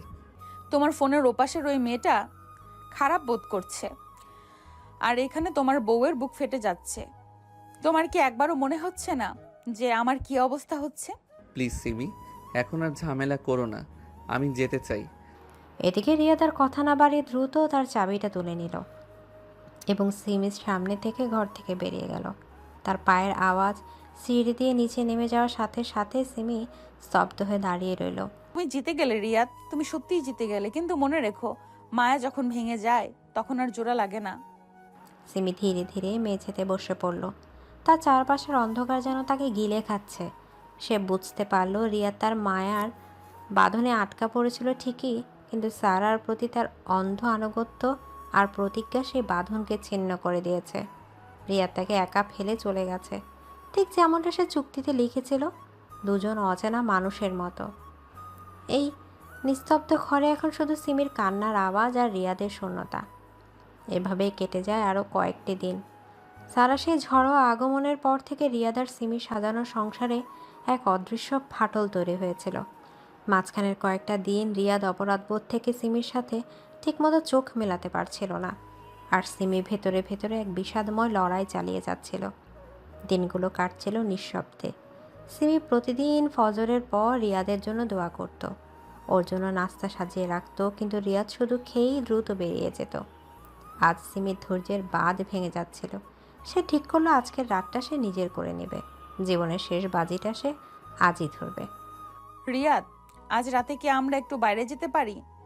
আজ অফিসে অনেক কাজ সিমি, ফিরতে দেরি হতে পারে। প্রতিদিনই তো দেরি হয়, আজকের দিনটা অন্তত আমার আবদার রাখা কি যায় না? কোথায় যেতে চাও তুমি? বসুন্ধরা স্টার সিনেপ্লেক্সে একটা নতুন মুভি এসেছে, চলো না দেখে আসি। মুভি দেখার মতো মুড নেই আমার। চুক্তিতে কি লেখা ছিল যে আমরা একসাথে সিনেমা দেখতে পারবো না? না, সেরকম কিছু লেখা নেই। তাহলে চলো, আমি সব টিকিট আর সব রেডি করে রেখেছি। তুমি টিকিটও কেটে ফেলেছো? হ্যাঁ, আমি তো অনেক আগে থেকেই প্ল্যান করেছিলাম। ঠিক আছে, আমি তৈরি হয়ে নিচ্ছি। এদিকে সিমি আজ খুব মন দিয়ে সেজেছে। চোখে ঘন কাজল, পরনে নীল রঙের একটা সিল্কের শাড়ি, চুলে আলতো করে একটা বেলি ফুলের মালা জড়িয়েছে। সে জানতো না আজকের এই সাজটা হতে বাড়ির জন্য তার শেষ সাজ হবে। সে ভাবলো এর আগে একদিন বাইরে ঘুরতে গিয়ে রিয়াদ একটু নরম হয়েছিল, তাই ভাবছে আরও বাইরে ঘুরতে গেলে হয়তো রিয়াদের মন গলবে। তারা ঠিক এভাবে সিনেমা দেখতে স্টার সিনেপ্লেক্সে যায়। এসি রুমে রিয়াদ আর সিমি মুখোমুখি বসে আছে, হাতে বড় পপকর্ন আর কোল্ড কফি। মুভি শুরু হয়েছে কিছুক্ষণ হলো। সিমি বাচ্চার মতো খুশি হয়ে মুভি দেখছে আর মাঝে মাঝে রিয়াদকে কিছু একটা বলছে। মুভিটা দারুণ না রিয়াদ? হ্যাঁ, খারাপ না। ওই দেখো হিরোটা কেমন করে হিরোইনকে বাঁচালো। এটা সিনেমা সিমি, বাস্তবে এরকম হয় না। কেন হবে না? তুমি কি আমাকে এইভাবে কখনো বাঁচাবে না? রিয়াদ কোনো উত্তর দিল না। সে পপকর্নের দিকে মন দিল। সিমি রিয়াদের কাঁধে মাথা রেখে একটু শান্তিতে থাকতে চেয়েছিল। আজ সে এই মুহূর্তগুলো নিজের স্মৃতিতে সারা জীবনের জন্য জমা করে রাখতে চায়। ঠিক তখনই রিয়াদের ফোনটা ভাইব্রেট করে উঠল। রিয়াদ ফোন বের করে দেখল সারার কল। সিমিও স্ক্রিনের নামটা আর চোখে দেখে ফেলল এবং তার হাসি মুখটা সাথে সাথে ম্লান হয়ে গেল। হ্যালো সারা। হ্যাঁ বলো। রিয়াদ, আমি এই হাসপাতালে। আমার খুব অ্যাজমা অ্যাটাক হয়েছে, শ্বাস নিতে পারছি না। এখানে কেউ নেই। কি বলছো তুমি? কোন হাসপাতাল? স্কয়ারে। প্লিজ আসো রিয়াদ, আমার খুব কষ্ট হচ্ছে। আমি আসছি সারা, তুমি ভয় পেও না। রিয়াদ ফোনের লাইন কেটে হুট করে সিট থেকে উঠে দাঁড়ালো। সিমি স্তব্ধ হয়ে রিয়াদের দিকে তাকিয়ে রইল। রিয়াদ কি হয়েছে? সারা হাসপাতালে সিবি, ওর খুব কষ্ট হচ্ছে।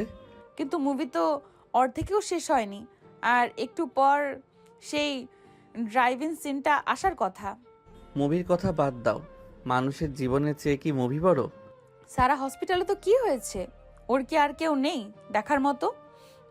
ও এই শহরে একা সিমি, ওর আমি ছাড়া আর কে আছে? আর আমারও তো এই শহরে তুমি ছাড়া আর কেউ নেই।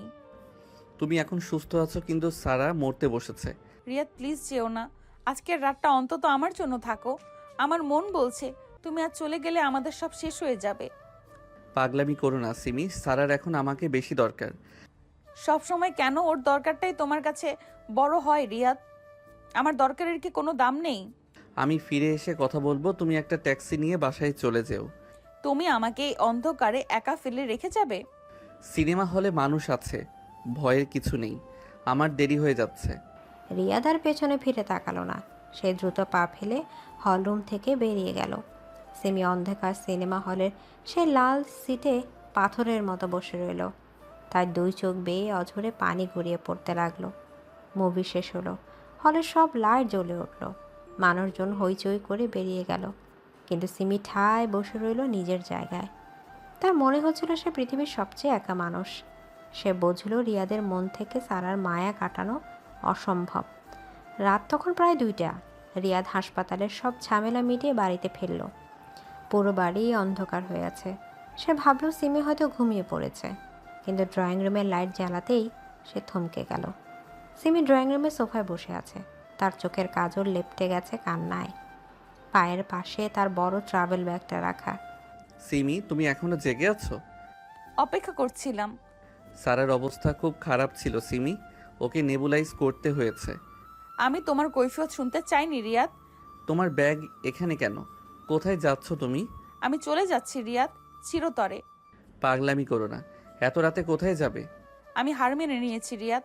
অনেক চেষ্টা করেছি তোমার সংসার হতে, তোমার মন জয় করতে, কিন্তু আমি বুঝলাম আমি একটা মৃত গাছের গোড়ায় পানি ঢালছিলাম। আমি কি বলেছি তোমাকে চলে যেতে? চুক্তিতে তো 1 বছরের কথা লেখা আছে। চুক্তি দিয়ে কি আর ভালোবাসা পাওয়া যায় রিয়াদ? যে মানুষটা অন্ধকারে আমাকে একা ফেলে চলে যেতে পারে, সে কখনো আমার সারা জীবনের সঙ্গী হতে পারে না। সারা বিপদে ছিল বলে আমি গিয়েছিলাম, এটা তুমি বুঝতে পারছো না কেন? তুমি সব সময় সারার বিপদটাই দেখবে, আমার নিঃশ্বাস হাহাকার তুমি কোনোদিনও দেখতে পাবে না। সিমি শান্ত হও, ব্যাগটা ভেতরে নিয়ে চলো। একদম আমাকে স্পর্শ করবে না রিয়াদ। আমি আজ থেকে তোমাকে তোমার সেই চুক্তি থেকে মুক্তি দিচ্ছি। তুমি আর সারার মাঝে আর কোনো কাটা হয়ে আমি থাকবো না। মা জানলে কি হবে ভেবেছো? মায়ের কি হবে? মায়ের সেবা করার জন্য অন্য কোনো মেয়েকে নিয়ে এসো। আমি আর পারবো না এই মিথ্যে নাটক চালিয়ে যেতে। আমি তোমাকে যেতে দেব না সিমি। আমাকে আটকে রাখার অধিকার তুমি অনেক আগেই হারিয়ে ফেলেছো। আজ থেকে রিয়াদ আর সিমির গল্প এখানেই শেষ। এদিকে সিমি ব্যাগটা টেনে নিয়ে মেইন দরজার দিকে হাঁটা ধরল। রিয়াদ পেছনে ডাকলো, কিন্তু সে থামলো না। সিমি দরজার বাইরে গিয়ে একটা আগে থেকে ডাকা ট্যাক্সিতে উঠে বসলো। সিমি কথা শোনো, অন্তত সকাল পর্যন্ত তো থাকো। সকাল হবে রিয়াদ, কিন্তু তোমার এই অন্ধকার বাড়িতে আমি আর থাকবো না। ভালো থেকো। ট্যাক্সিটা স্টার্ট দিল। রিয়াদ গেটে দাঁড়িয়ে দেখল লাল রঙের টেল লাইটটা অন্ধকারের মাঝে মিলিয়ে যাচ্ছে। পুরো বাড়িটা এক নিমিষে কবরের মতো নিস্তব্ধ হয়ে গেল। রিয়া ড্রয়িং রুমের সোফায় ধপ করে বসে পড়ল। তার মনে হলো তার বুকটা হঠাৎ করে ফাঁকা হয়ে গেছে। সিমি চলে যাওয়ার পর রিয়া ড্রয়িং রুমের এই নিস্তব্ধতার মাঝে এক অদ্ভুত হাহাকার শুনতে পেল। যে চঞ্চল মেয়েটা সারাদিন বকবক করতো, যে মেয়েটা তার জ্বরের রাতে সারা রাত জেগে জলপট্টি দিয়েছিল, সে আজ নিঃশব্দে নিজের মায়া গুটিয়ে নিয়ে চলে গেছে। রিয়াদ বুঝল সে শুধু সিমিকে হারায়নি, সে তার জীবনের একমাত্র উজ্জ্বল আলোটাকেও নিভিয়ে দিয়েছে। রিয়াদ কি করবে এখন? সে কি সিমিকে ফিরিয়ে আনবে, নাকি সারার প্রতি দেওয়া তার সেই মিথ্যে প্রতিজ্ঞাই পালন করবে? এই অন্ধকার রাতে তার উত্তর দেওয়ার মতো কেউ ছিল না। সিমি চলে যাওয়ার পর 7টা দিন কেটে গেছে। উত্তরা সেই ডুপ্লেক্স বাড়িতে এখন এক মৃত পুরীর মতো পড়ে আছে। রিয়াদ প্রতিদিন অফিস থেকে ফিরে ড্রয়িং রুমের অন্ধকার দেখে চমকে দাঁড়ায়। তার মনে হয় এখনই হয়তো সিঁড়ি দিয়ে সিমি দৌড়ে নেমে আসবে আর বলবে। এত দেরি করলে কেন জানু? এদিকে রিয়াদ একা ড্রয়িং রুমে সোফায় বসে আছে। চারদিকে ধুলো জমেছে। কিচেন থেকে আর মশলার ঘ্রাণ আসে না। সে এক গ্লাস পানি খাওয়ার জন্য কিচেনে গিয়ে দেখলো সিল্ক ভর্তি এঁটো বাসন। পুরো বাড়িটা এমন ছন্নছাড়া হয়ে গেল কি করে? মাত্র 7 দিনেই সব ওলট পালট। সে ফ্রিজ খুলে দেখলো সিমি চলে যাওয়ার আগে এক বাটি সবজি রান্না করে রেখে গিয়েছিল। রিয়াদ বাটিটা হাতে নিল। তার মনে পড়ল সেই প্রথম সকালের কথা, যেদিন সিমি নাস্তা বানিয়ে তাকে ডেকেছিল আর সে নিষ্ঠুরভাবে তা প্রত্যাখ্যান করেছিল। আমি ওকে কতবার তাড়িয়ে দিয়েছি, কতবার বলেছি ও আমার কেউ না, অথচ ও যাওয়ার সময়ও আমার কথা ভেবে খাবার রেখে গেছে। এদিকে রিয়া ডাইনিং টেবিলে একা বসে সেই বাসি খাবারগুলো মুখে দিল। নোনতা চোখের পানি ভাতের সাথে মিশে একাকার হয়ে যাচ্ছে। তার মনে পড়ল বাইক রাইডের কথা, লেকের পাড়ে সিমির সেই হাসি। রিয়াদ বুঝতে পারল সারা তার জীবনে একটা জেদ ছিল, একটা জেতা হারার লড়াই ছিল। কিন্তু সিমি তার জীবনের প্রশান্তি হয়ে এসেছিল, যা সে নিজের হাতে বিসর্জন দিয়েছে। পরদিন সকাল 10টা রিয়া সারা ফ্ল্যাটের সামনে গিয়ে দাঁড়ালো। সারা তখন ড্রয়িং রুমে বসে বিয়ের ক্যাটালগ দেখছিল। রিয়াদকে দেখে সে খুশিতে ডগমগ হয়ে উঠল। আরে রিয়াদ, তুমি এত সকালে? এসো এসো, দেখো আমি হানিমুনের জন্য কতগুলো রিসোর্ট সিলেক্ট করেছি। সারা, আমাদের কথা বলা দরকার। হ্যাঁ নিশ্চয়ই। আমি তো ভাবছিলাম আমাদের এঙ্গেজমেন্টের ড্রেসটা কোনো ডিজাইনারকে দিয়ে বানাবো। তোমার কি নীল রং পছন্দ? সারা, আমাদের বিয়েটা হবে না? সারার হাতের ক্যাটালগটা মেঝেতে পড়ে গেল। সে অবিশ্বাসের দৃষ্টিতে রিয়াদের দিকে তাকিয়ে রইল। এটা কোনো ইয়ার্কি রিয়াদ, নাকি কোনো মজা করছো? না স্যার, আমি খুব সিরিয়াস। আমি আমাদের এই সম্পর্কের বোঝা আর বইতে পারছি না। বোঝা? আমি তোমার কাছে বোঝা হয়ে গেলাম? 5 বছরের ভালোবাসা তোমার কাছে কিছুই না? 5 বছর আমরা একে অপরকে ভালোবেসেছি কিনা জানি না, তবে আমরা একে অপরকে পাওয়ার জেদ করেছি। আমি তোমাকে কথা দিয়েছিলাম ঠিকই, কিন্তু আমি আমার বর্তমানকে অস্বীকার করতে পারছি না। বর্তমান?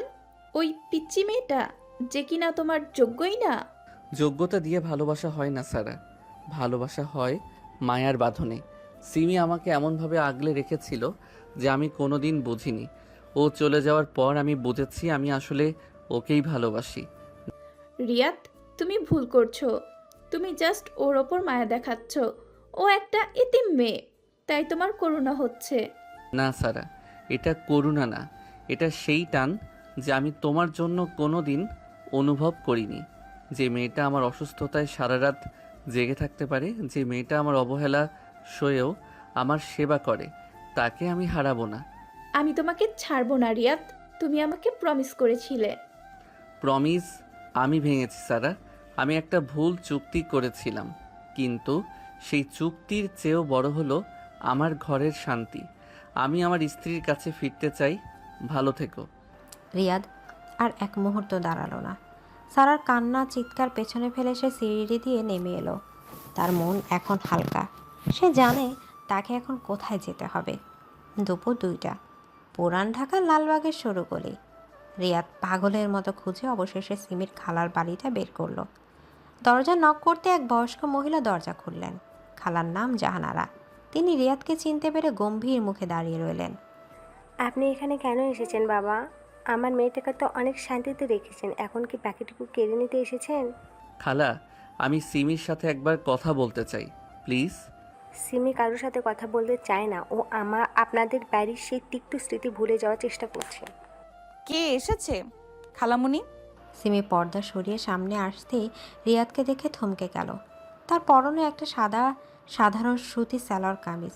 চেহারায় আগের সেই চঞ্চলতা নেই, চোখগুলো ফুলে আছে কান্নায়। তুমি তুমি এখানে কেন এসেছো? সিমি, আমি তোমাকে নিতে এসেছি। নিতে এসেছো কেন? চুক্তির 1 বছর কি পূর্ণ হয়ে গেছে, নাকি তোমার ওই সারার সাথে বিয়ের কার্ড দিতে এসেছো? সিমি, ওসব কিছু না। আমি সারার সাথে সব সম্পর্ক শেষ করে দিয়ে এসেছি। তাতে আমার কি? তুমি তো বলেছিলে আমি তোমার 1 বছরের মেহমান। মেহমান বিদায় হয়েছে, এখন তো তুমি অনেক সুখে থাকার কথা। সুখ নেই সিমি, ওই বাড়িতে এক ফোঁটা শান্তি নেই। আমি বুঝতে পেরেছি আমার ঘর তুমি ছাড়া পূর্ণ হবে না। না রিয়াদ, তুমি আমাকে অনেক অপমান করেছো। আমি এতিম বলে আমার কোনো আত্মসম্মান নেই ভেবেছিলে? আমি আর ওই বাড়িতে ফিরবো না। সিমি ভেতরে চলে যেতে চাইল, কিন্তু রিয়াদ ঝট করে সিমির হাত ধরে ফেলল। রিয়াদ সবার সামনে ওই উঠোনে সিমির পা বরাবর হাঁটু গেড়ে বসে পড়ল। সিমির চোখ কপালে উঠে গেল। রিয়াদ, এ কি করছো? ছাড়ো আমার হাত, মানুষ দেখছে।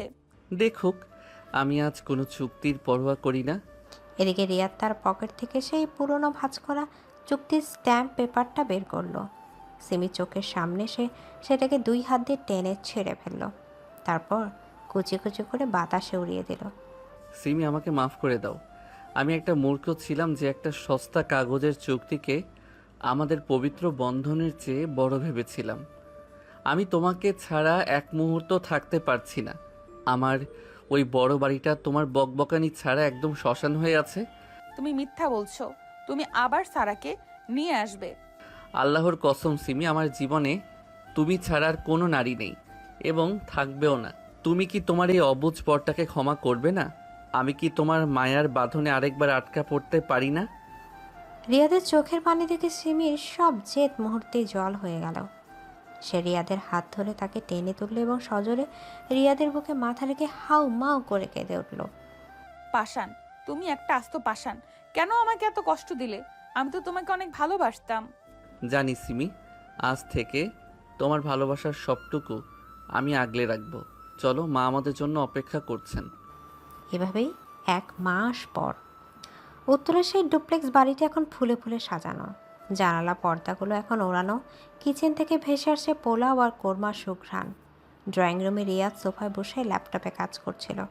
হঠাৎ সিমি দৌড়ে এসে তার ল্যাপটপের উপর একটা পানি গ্লাস রেখে দিল। আরে সিমি, কি করছো? ল্যাপটপে পানি পড়লে সব শেষ হয়ে যাবে তো। হোক শেষ, ল্যাপটপ নিয়ে বসে থাকো কেন? আমি নাস্তা বানিয়েছি, ওটা কার জন্য? এই তো আসছি বাবা। তুমি না দিন দিন আরো বেশি চঞ্চল হয়ে যাচ্ছ। হবই, বউ চঞ্চল না হলে স্বামী তো একদম রোবট হয়ে যাবে। আর শোনো, আজ থেকে ওই উপরতলার মাস্টার বেডরুমের চাবি আমার কাছে থাকবে, কোনো আলাদা সীমানা নেই। ঠিক আছে বাবা, আমার পুরো বাড়িটাই তোমার, এমনকি আমি নিজেও তোমার। এবার শান্ত হও। এদিকে রিয়াদ সিমিকে কাছে টেনে নিল। সিমি রিয়াদের বুকে মাথা রেখে মিটিমিটি হাসছে। রিয়াদ সিমির কপালে আলতো করে একটা চুমু খেলো। জানো, একটা কথা বলি। বলো। চুক্তি দিয়ে হয়তো ঘর শুরু করা যায়, কিন্তু সংসার করতে হলে ভালোবাসার মায়া লাগে। তুমি কি এখন সেই মায়ায় আটকে আছো? আমি তো সেই কবেই তোমার মায়ার পিঞ্জরে বন্দি হয়ে গেছি, পিচ্চি মেয়ে। তাদের খুনসুটি আর হাসিতে পুরো বাড়িটা মুখরিত হয়ে উঠল। বাড়ির মেন গেটের সেই অদৃশ্য দেয়ালটা এখন চিরতরে ভেঙে গেছে। এখন সেখানে শুধু ভালোবাসা আর খুনসুটির রাজত্ব। চুক্তির অন্ধকার অতীত মুছে গিয়ে শুরু হয়েছে এক চিরন্তন রোমান্টিক যাত্রা।